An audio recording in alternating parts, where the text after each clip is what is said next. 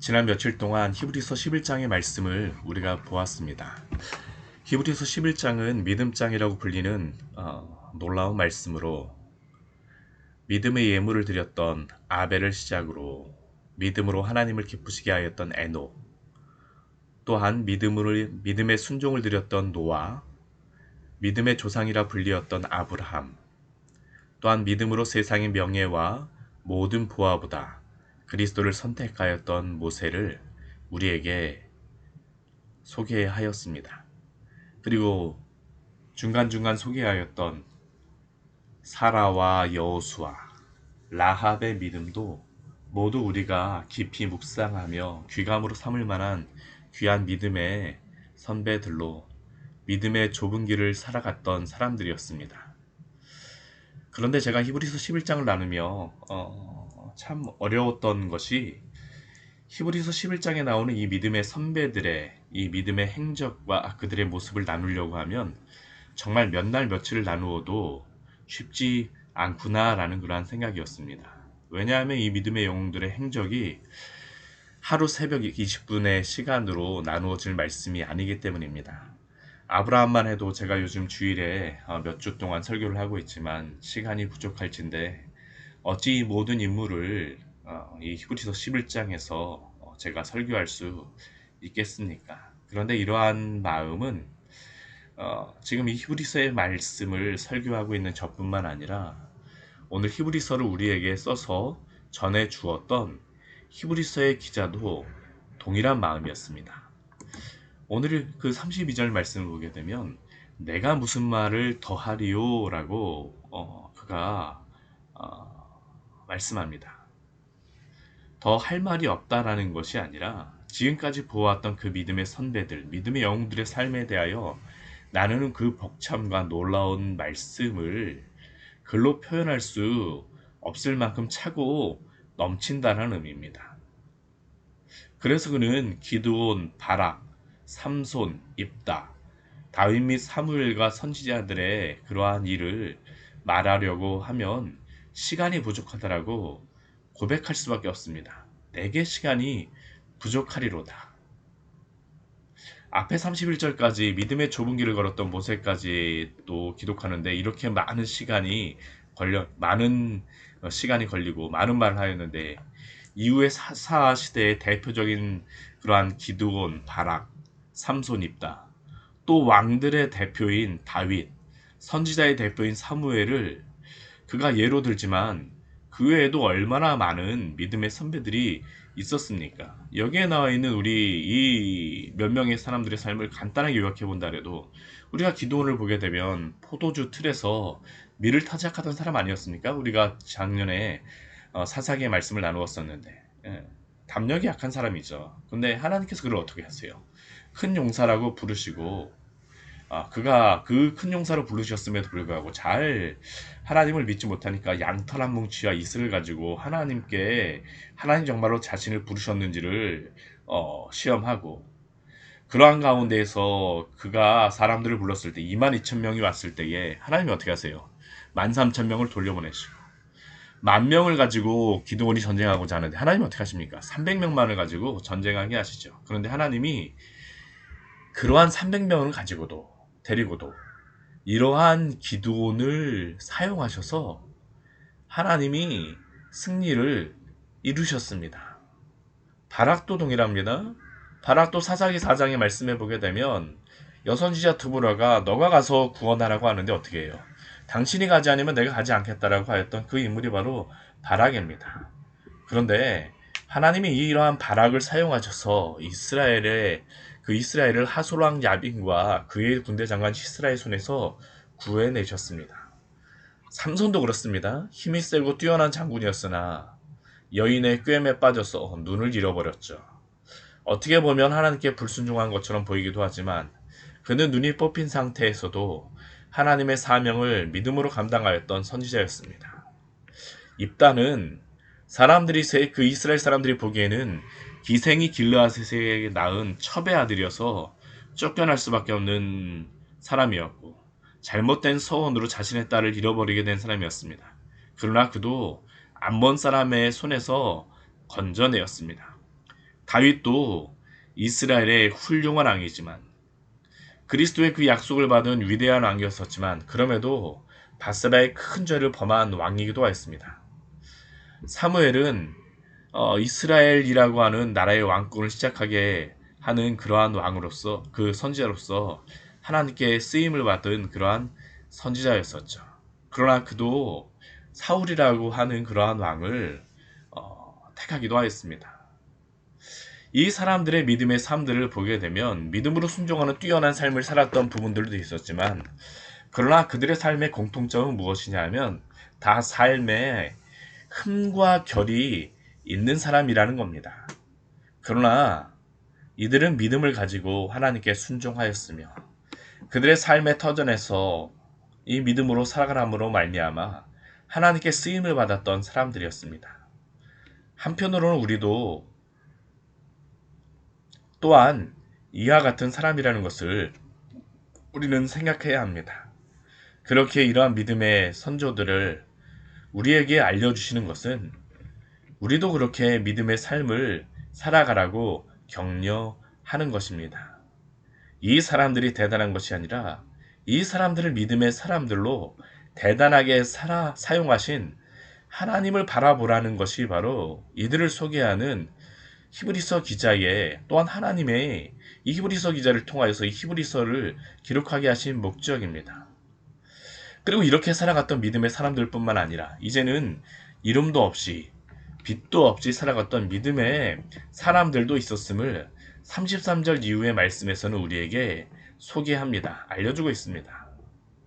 특별히 33절 이후에서는 이렇게 믿음으로 살아갔던 이 세상에서 살아갔던 이 믿음의 사람들의 삶의 두 가지의 모습에 대하여서 우리에게 알려줍니다. 첫 번째 믿음의 그 삶의 모습은 믿음을 가지고 살아가면서 세상 속에서 승리하는 그러한 믿음을 보여주기도 합니다. 즉 33절과 34절 말씀을 보면 이들 중에는 믿음으로 나라들을 이기기도 하고 의를 행하기도 하고 약속을 받기도 하였습니다. 다윗의 삶만 보아도 다윗은 그 주변의 모든 나라들을 믿음으로 승리하였습니다. 또한 하나님의 의를 드러내며 통치하기도 하였습니다. 그리고 하나님으로부터 다윗의 언약을 받았습니다. 다윗뿐만 아니라 많은 사사들, 왕들도 이러한 삶을 살아갔습니다. 또한 다니엘과 같은 사람은 어떻게 해요? 우리 33절 뒤의 말씀과 같이 사자들의 입을 막기도 하는 그러한 일들을 믿음으로 보기도 하죠. 또한 불의 세력과 같이 위험한 상황 속에서 다니엘의 세 친구, 풀무불 속에서 살아가는 그러한 위협 속에 있지 않았습니까? 또한 칼날의 위협 속에서도 강하게 되어 전쟁에 승리하기도 하였습니다. 여호사밧의 시대 암몬과의 전쟁에서 찬송으로 승리하는 그러한 여호사밧, 느헤미야와 같이 주변의 여러 민족의 위협 속에서도 예루살렘의 성벽을 완성하기도 하였습니다. 다 믿음으로 행하였던 것입니다. 즉 33절과 34절 속에서 우리는 믿음을 가지고 이 세상 속에서 승리를 맛보고 또한 하나님의 인도하심을 맛보았던 많은 우리의 믿음의 선조들의 모습을 볼 수 있습니다. 그러나 우리가 믿음의 생활을 하게 되면 솔직히 우리가 신앙생활을 하게 되면 항상 좋은 일만 있습니까? 세상에 충분만 있던가요? 아닙니다. 오히려 반대의 상황도 우리에게 벌어지곤 합니다. 세상적으로 보기에 오히려 더 고난과 환난을 당하는 일들이 있기도 합니다. 그리고 이것은 성경에서 이러한 믿음의 승리의 모습들을 가졌던 것뿐만 아니라 오히려 박해와 핍박으로 나타나는 것이 보이기도 함을 오늘 히브리서 기자는 우리에게 보여주고 있습니다. 우리 35절 이후의 말씀을 한번 보세요. 두 번째 이 믿음의 삶의 모습이 무엇일까요? 그게 바로 고난 가운데 연단되어 강해지는 믿음도 있다라는 것입니다. 믿음을 가지고 승리하는 세상 속에서 승리하는 믿음도 보여주지만 고난 가운데 연단되어 강해지는 믿음도 있습니다. 이게 두 번째로 우리에게 히브리서 기자를 통하여 보여주는 믿음입니다. 우리 35절 말씀을 보세요.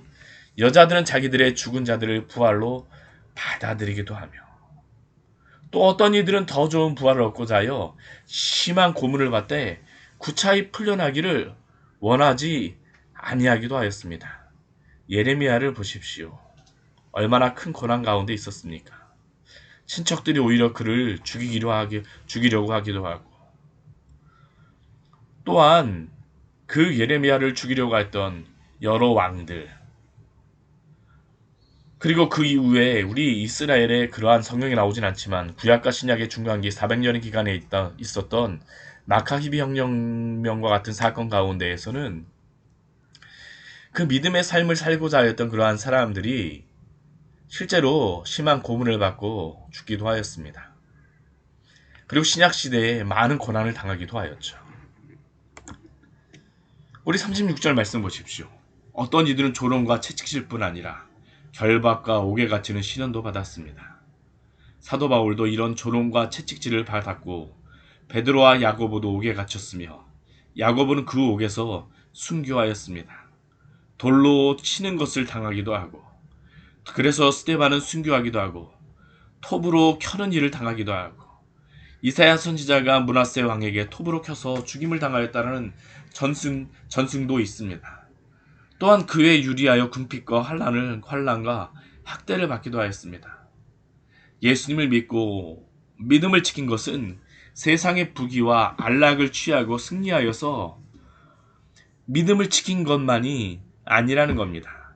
그 반대의 경우를 만나서 목숨까지 잃고 순교한 일 가운데에서도 성경인 이러한 핍박이 그대로 기록되었으며, 또한 우리의 믿음의 선조들도 그렇게 살아갔습니다. 결국 좋은 믿음이 세상의 성공을 담보하는 것이 아니다라는 것을 히브리서 말씀은 가감없이 그대로 우리에게 말씀합니다. 그렇다고 하면 이렇게 세상에서 박해를 받고 고난을 당한 믿음의 성도들은 실패한 그리스도인입니까? 그렇지 않습니다. 오늘 히브리서 말씀은 그렇지 않다라는 것을 단 한마디로 우리에게 이렇게 말씀하죠. 이러한 사람은 세상이 감당하지 못하느니라. 이런 사람은 세상이 감당하지 못하느니라. 이렇게 세상에서 고난을 당하는 이들에게 문제가 있는 것이 아니라 오히려 이런 믿음을 가진 자들을 세상이 감당하지 못하는 것입니다. 그들의 믿음의 크기를 세상이 이해할 수도 그것을 받아줄 수도 없었습니다. 여기서 감당하다라는 의미는 알맞다라는 그러한 의미도 가지고 있습니다. 이들의 믿음의 문제가 아니라 이들의 믿음이 사실은 세상과 맞지 않기 때문에 이러한 박해와 고난을 받게 되는 것입니다. 우리는 이것을 잘 이해할 필요가 있습니다. 때로는 세상에서 승리하는 것처럼 보이는 믿음도 세상이 감당하지 못하는 믿음이지만, 그러나 반대로 핍박과 박해로 고난을 당하나 끝까지 믿음을 버리지 않고 지키는 믿음도 세상이 감당하지 못하는 믿음입니다. 그래서 터툴리아는 그리스도인의 피는 씨앗이다라는 그 유명한 말을 전합니다.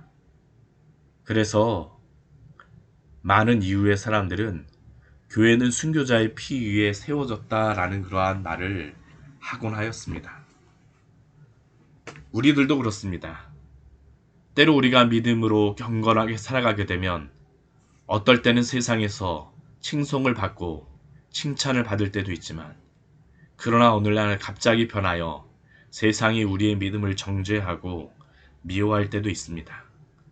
흡사 예수님이 십자가의 고난을 앞두시고 예루살렘에 입성하실 때, 그때에는 많은 사람들이 종려나무 가지를 흔들며 호산나 호산나 외치며 자신의 옷을 벗어서 깔았었습니다. 그런데 그 군중들이 불과 며칠 사이에 그를 십자가에 못 박게 하소서라고 외쳤던 것처럼 변화했던 것을 우리는 기억해야 합니다. 그러나 분명한 것은 그러한 믿음을 가진 믿음의 성도들은 세상이 감당하지 못하였던 사람들이었습니다. 그렇게 이들도 세상에서 승리하는 믿음을 가진 사람입니다. 비록 세상은 이들에게 알맞지 않았지만 그러나 그들은 그 환난과 고난 속에서 그 믿음이 더욱 순전하며 연단되어 나온 사람들이었기 때문입니다. 결국 믿음의 사람들은 세상의 칭찬이나 세상에 이전에 여러 가지 많은 것들에 또한 사람들에게 좌우되는 것이 아니라 하나님의 약속을 믿음으로 가짐으로 믿음으로 수납함으로 하나님께 인정받던 사람들이었습니다. 이것이 바로 그들의 진정한 승리의 믿음의 삶입니다. 그리고 39절 말씀은 우리에게 또한 이렇게 말씀합니다. 이 사람들은 다 믿음으로 말미암아 증거를 받았으나 약속된 것을 받지 못하였으니 이 사람들이 누구입니까? 바로 앞에서 세상 속에서 살아가면서 성공을 거두거나 혹은 고난을 받았던 모든 믿음의 사람들입니다. 모든 믿음의 사람들입니다. 이 사람들은 이 세상 속에서 하나님의 약속의 증거를 받았지만 하나님이 약속하신 모든 것들을 누리지 못하는 사람이었습니다. 이것은 우리도 동일합니다. 우리가 이 세상에서 성공하였다고 해서 우리가 모든 것을 받은 것이다라고 착각하지 마십시오. 또한 우리가 이 세상에서 환난을 당하였다고 해서 우리가 못 받았다라고 착각하지 마십시오. 결코 그렇지 않습니다. 우리가 이것을 잘 이해해야 합니다. 우리는 예수님을 믿고 구원을 받고 난 뒤에 우리의 믿음의 성공을 이 세상의 성공과 잘 되는 것으로 이해하면 안 됩니다. 우리의 구원의 온전한 것은 이 땅의 것이 아닙니다. 하나님이 우리에게 본질적으로 주고자 하시는 것은 구원받은 이후에 이 땅의 성공이 아니라 바로 영원한 주님의 것임을 기억하십시오. 그래서 39절 말씀은 이 사람들은 다 믿음으로 말미암아 증거를 받았으나 약속된 것을 받지 못하였으니 라고 말씀합니다. 또한 이 약속된 것을 40절 말씀에서는 이렇게 말씀합니다. 이는 하나님이 우리를 위하여 더 좋은 것을 예비하셨은지요. 예수님을 믿고 구원받은 성도에게 하나님께서는 더 좋은 것을 예비하셨습니다. 그것은 결코 이 땅에 속한 것이 아닙니다. 이 땅에 속한 것이 될 수 없습니다. 우리가 이 땅에서 예수님을 믿고 구원받았다는 의미는 바로 영원한 주님의 나라에 대한 소망을 얻은 것이다라는 그 소망이 담보되어 있는 것입니다. 우리는 이미 구원을 받았으나 아직 온전한 구원이 성취된 것은 아닙니다. 주님이 우리에게 주시고자 하는 더 좋은 온전한 것은 우리가 이 땅에서 믿음의 경주를 마무리하였을 때 얻을 수 있는 것입니다. 그리고 이것은 우리의 믿음의 영웅들이 히브리서 11장에서 이미 언급된 그러한 인물들뿐만 아니라 이름이 언급되어지지 않은 그 이름 없는 그 믿음의 사람들이 걸어갔던 그러한 길이었습니다. 그리고 이들도 이 땅에서는 더 좋은 것을 받을 것을 믿음으로 살아갔던 사람들입니다. 우리와 동일하게 믿음의 길을 걸어가는 사람들이었습니다. 우리도 그 길을 걸어가는 것입니다. 그렇기에 믿음의 길은 결코 우리만 혼자 걸어가는 것이 아니라 우리도 믿음의 선조들이 갔던 그 길을 따라서 하나님이 우리를 위하여 더 좋은 것을 예비하신 것을 믿으며 살아가는 길이며 또한 모든 성도들이 함께 가는 길입니다. 우리 광야의 샘교회 모든 성도들이 함께 가는 길이며 또한 우리 주 예수 그리스도와 함께 가는 길입니다. 그렇기에 믿음의 길은 결코 외롭지 않습니다. 오늘도 주의 인도하심 가운데에 더 좋은 것을 예비하신 것을 믿으며 담대하게 살아가시는 귀한 믿음의 성도, 승리하는 귀한 이 축복을 누리시기를 축원합니다. 같이 기도하겠습니다.